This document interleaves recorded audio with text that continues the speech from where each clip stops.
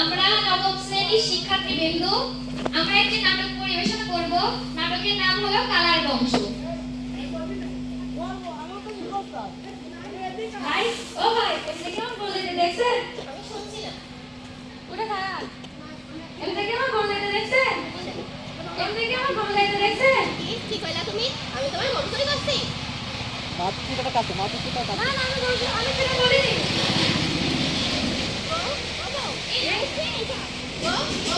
দেখো বেটা আমার কি কয় আমি নাকি ওর গরু চুরি করছি।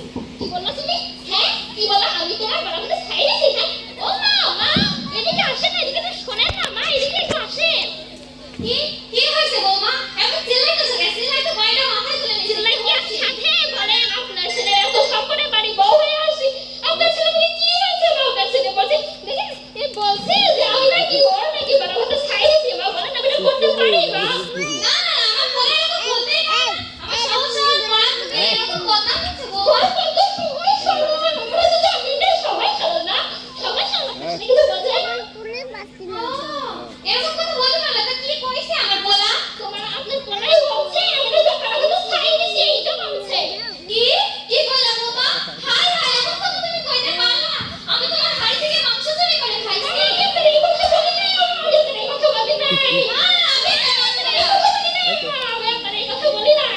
আমি এটা মানব না, আমি বিচার করে ছাড়বো। কারণ ও মানে তোর মায়ের কি কই? তোর মায়ের কইতাছে আমি নাকি ওর বাড়ি থেকে মাংস চুরি করে খাইছি। কি কইলা দাদি? এই যে আর মুখের কাছে কি কি কইলা দাদি? আমার ইয়ার কথা আমার বুদ্ধি